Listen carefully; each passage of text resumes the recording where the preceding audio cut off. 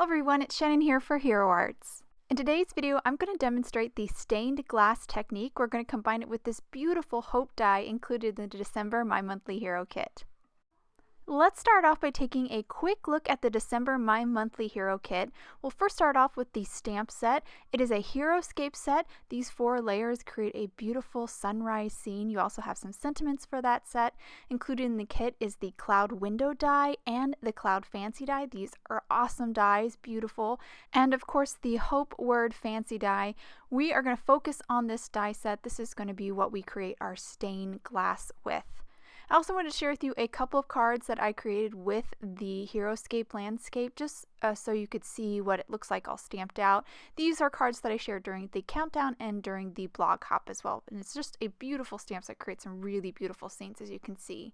So we're going to start with the Hope Word die.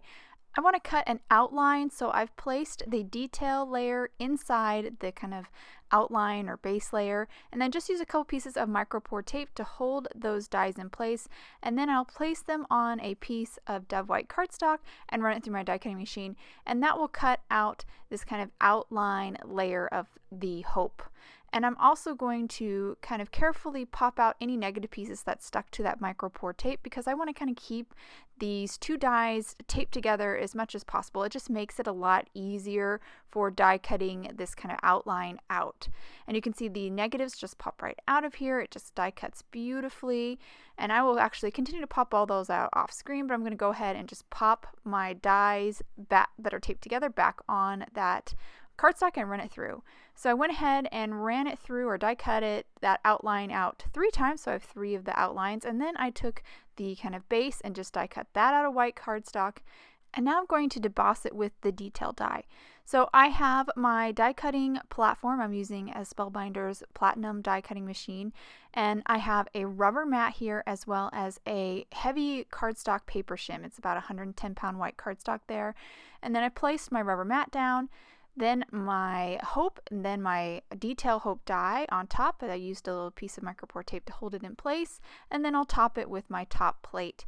And that's going to push that die into the paper and make an impression, but not actually cut it.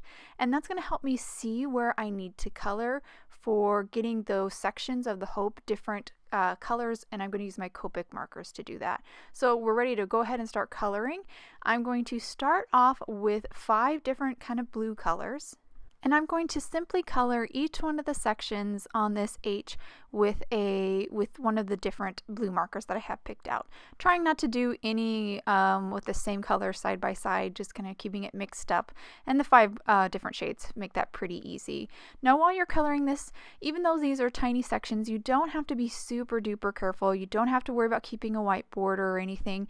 The only thing you want to avoid is just coloring into another section. So I went ahead and repeated this process till I've finished coloring the H, P, and E.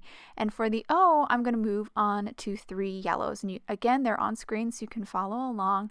And I'm just going to color these 5 sections with these yellows. And this is just going to make a really kind of pretty contrast, and I think really make that O kind of appear like the sun.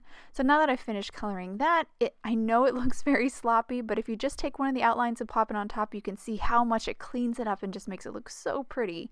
So now we're going to move on to adhering some of our outlines together. I'm going to put one aside, and I'm just going to adhere 2 of them together. So I placed some precision glue on the top of one, and then I'll just grab the second hope and place it right on top. And this stacked hopes are going to create a little bit of dimension and create wells for us to fill with our glossy accents that kind of create that stained glass look. So I just added some glue to the back side of that hope, and now I'll adhere it on top of our Copic colored hope, and we will be ready to start doing the stained glass effect. So like I mentioned earlier, I'm going to use glossy accents to fill in my wells. This is going to dry really shiny and just make it look like stained glass. I'm just going to squeeze it in to each one of the sections, each one of the little wells that we created by stacking that hope outline. And I'm going to start here with the H and just do all the sections of the H. The only sections that are a little tricky are the really thin rays on the O, and I'll go over that when we get there. But I'm now taking a pin and just kind of going around and moving that glossy accents to kind of either pop any bubbles that I might have, any air bubbles, but also to kind of make sure I get getting that glossy accents all the way to the corners. Some of those corners are very sharp, and that by moving your pin and dragging your pin up to the corner, you will fill it in. So here for the rays, I'm going to, as best as I can, fill those rays with the glossy accent, and then grab my pin and kind of move it over to really fill those rays in. Now you don't have to really stress about getting glossy accents on the white outer edge, because that third and final outline that we put to the side, we'll use that to kind of place on top and really clean it all up. So here I've completed filling in all the wells with the glossy accents, and I'm going to set this side to dry. And it takes a while to dry, about, I would say, at least an hour, maybe an hour and a half to dry. So now I'm going to move on to stamping my sentiment while that glossy accents dries. This sentiment is from the included stamp set, and I did cut it between the sending and you. I then used the final outline to help me figure out where to position that stamp, and I am going to do some heat embossing, so I applied some anti-static powder and then stamped it in Embossing and Watermark ink.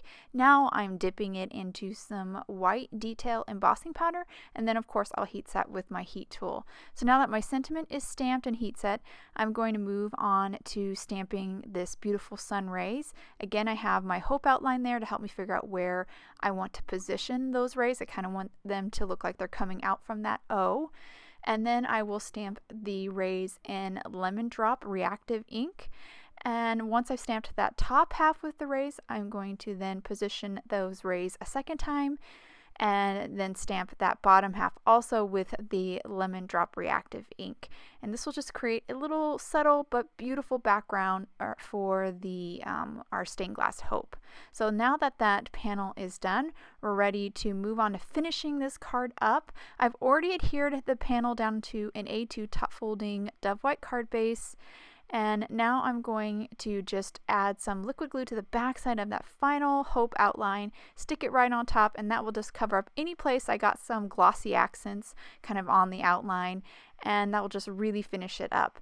The last thing I have to do is add some liquid glue to the back side of our stained glass hope, center it right on over that kind of those rays and between our stamped embossed sentiment, and that will actually complete the card. And I'll hold it up to the camera so you get a good look at all the details. I love that subtle background. I really think the bursts just draw your eye in, and the stained glass hope is so pretty, adds lots of shine, dimension, and texture, and it was a really fun and pretty simple technique. I hope you guys enjoyed today's card and video. If you'd like any more information on the products I use, please head over to Hero Arts. Thank you so much for watching, and I hope you have a wonderful day.